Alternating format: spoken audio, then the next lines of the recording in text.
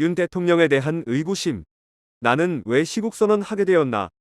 지난 3월 30일에 나를 포함한 충남대학교 교수 135명은 윤석열 정부가 내놓은 강제동원 보상안을 즉각 철회할 것을 요구하는 시국 성명을 발표했다. 충남대에서 전임 교수로 강의한 지 23년째인데 내 기억에 이렇게 많은 교수가 특정 사안에 대한 성명에 이름을 밝히면서 참여한 것은 유례가 없다. 그만큼 현재 돌아가는 시국 상황이 엄중하다는 뜻이다. 충남대만이 아니라 국립대, 사립대를 막론하고 많은 대학 교수, 연구자가 비슷한 마음을 담은 성명을 내놓고 있다. 나는 현 정권이 출범하기 몇 달 전에 쓴 어느 신문 칼럼을 이렇게 맺었다. 정상적인 국가 관계를 통해 신의가 쌓이고 신뢰가 두터워지면 자연스럽게 통일의 길이 열릴 것이다. 통일이 안 되더라도 서로를 무력으로 위협하는 일은 하지 않게 될 것이다. 평화가 깨지면 모든 게 무너진다. 이번 선거에서 누가 이기든 이런 길을 여는데 이바지하길 바란다. 아니, 최소한 방해자는 되지 않길 바란다. 내가 이번 선거에서 바라는 딱 한 가지다. 나는 윤석열 정부에 대해 기대가 없었기에 국내 현안은 엉망이 되더라도 최소한 남북관계, 그와 관련된 외교와 국방만큼은 잘 관리해 한반도 평화를 흔드는 일만은 하지 않길 바라는 기대를 칼럼에 담았다. 무능한 권력자, 공동체의 심각한 위협.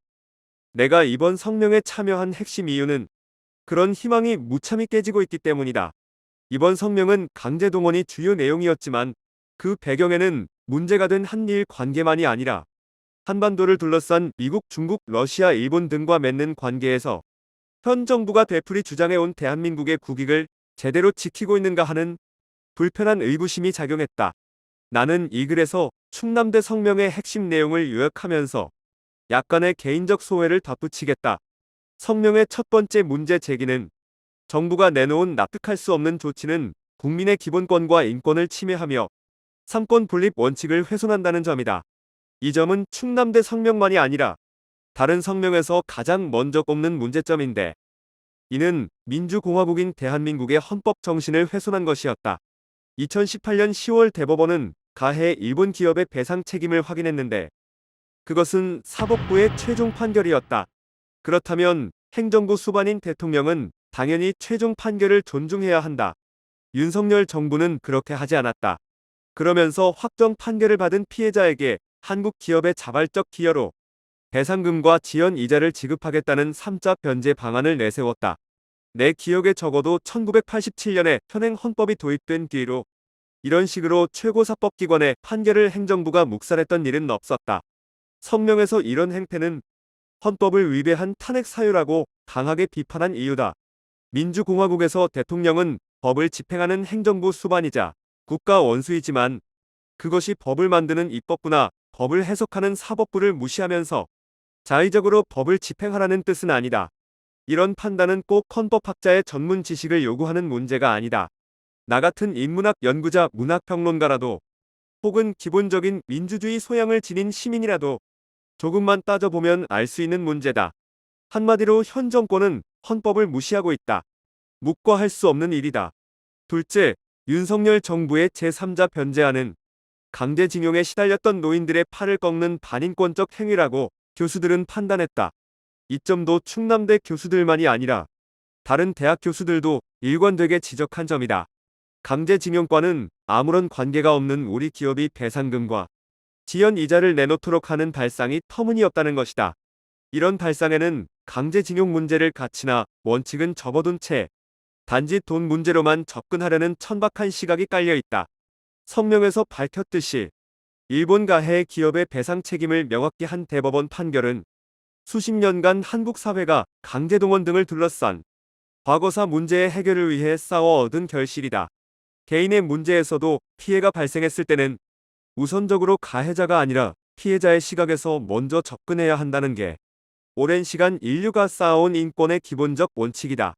이런 원칙은 국가 간 관계에도 적용된다. 나는 학부와 대학원에서 탈식민주의를 종종 강의한다.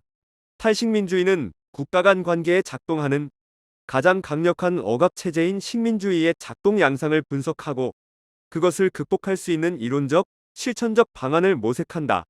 탈식민주의 비평의 제일 중요한 전제 조건도 식민 지배자와 피지배자 사이에는 어떤 경우에도 평등하고 중립적인 해석은 가능하지 않으며 1차적으로 피식민자의 시각에서 사안을 파악해야 하는 점이다. 국제사회의 인권 규범을 따른 상식적인 최종 판결을 짓밟고 오직 일본의 시각에서 제3자 변제안을 꺼내든 윤 대통령이 어느 나라 국가 수반인지를 묻게 된다. 그런데 이런 물음은 단지 황당하기 짝이 없는 제3자 변제안에만 제기되는 게 아니다. 일제강점기가 아무 문제 없다는 듯이 100년 전 과거사는 다 잊고 미래만을 바라보자는 식의 발언은 최소한의 역사의식이 있는지를 의심하게 한다. 셋째, 이번 학기에 나는 희곡의 이해라는 학부 과목에서 셰익스피어의 비극 리어왕을 다룬다. 특히 현실 정치에서 사적인 것과 공적인 것의 관계를 날카롭게 구분하며 근대 정치 이론의 토대를 세운 마키아벨리의 기대어 작품을 읽는다. 번박하게 말하면 사적인 차원에서 리어왕, 코딜리어, 글루스터 백작처럼 착하고 선한 인물일지라도 국가의 운명을 좌우하는 위치에 있는 왕과 귀족의 경우에는 자신이 맡은 공적인 소임에 무능하여 냉철한 판단을 내리지 못한다면 현실의 흐름 속에서 도태된다는 점을 강조한다. 무능한 권력자는 공동체의 심각한 위협 요인이 된다. 현 정부가 오랜 기간 나스라스하게 달성한 한반도 평화 프로세스를 실패로 규정하면서 한반도를 국제 열강의 대리 전쟁터로 만들 수 있는 한미일 안보 협력을 강화한다라는 논리가 제3자 변제안의 숨은 배경이라고 나는 판단한다.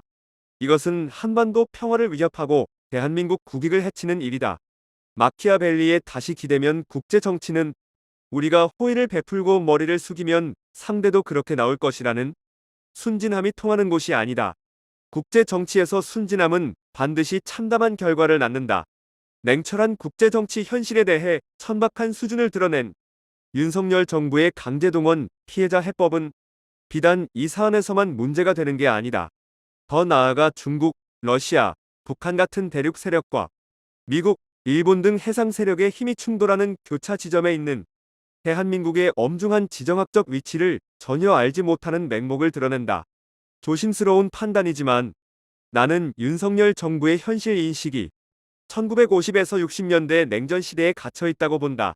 미국의 원조를 받고 중국을 중공이라 부르고 러시아가 아니라 소련이 위세를 부렸던 시절, 그래서 반공주의가 득세했던 시절, 혹은 일본의 깊은 열등감을 느끼고 있던 시절에 현실 인식에 머물러 있는 게 아닌지 의심한다. 국가의 운명을 좌지우지할 수 있는 권력자의 현실 인식, 역사의식이 이렇게 평균적 시민의식에도 한참 뒤처진 것이 안타깝고 불안하다. 씁쓸한 소회다.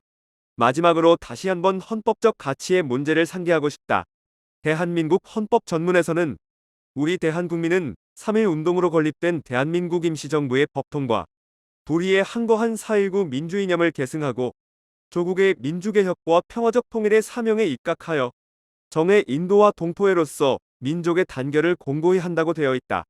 납득할 수 없는 강제동원 제3자 변제안이나 다른 외교 문제에 대해 윤석열 정부가 그간 보여준 비상식적이고 어지러운 행보는 헌법에 명시된 3.1 운동의 민족 정신과 4.19 민주이념을 얼마나 이해하고 있는지를 되묻게 한다. 이것은 진보냐 보수냐의 이념적 입장과는 아무 관계없는 질문이다. 어떤 정치적 입장에 서 있든 관계없이 민주공화국을 국헌으로 삼고 있는 대한민국의 헌법 정신을 지키는가 아닌가의 문제다. 다시는 시국선언 할 일 없기를. 두서없는 소회의 결론을 맺자. 짐작컨대 대다수 교수들은 자신의 시간과 에너지를 전공 분야에서 하고 싶은 연구를 하고 가르치는 데 쓰길 바랄 것이다. 나는 좋아하는 문학을 더 많이 읽고 글 쓰고 가르치는 일에 시간을 쓰고 싶다. 나도 그렇지만 교수들이 자기 전공과 관련된 학문적 쟁점이 아니라 시국에 관해 발언하는 것은 결코 즐겁지 않다. 그러나 교수, 연구자는 그가 속한 공동체가 위기에 빠졌다고 판단할 때는 공적 지식인으로서 필요한 발언을 할 수밖에 없다. 이렇게 이름을 걸고 시국 성명을 내는 일이 윤석열 정부 임기 내에 다시는 없길 바란다. 아무래도 그런 기대가 충족되지 않을 거라는 불길한 예감이 든다. 부디 내 예감이 틀리길 바란다.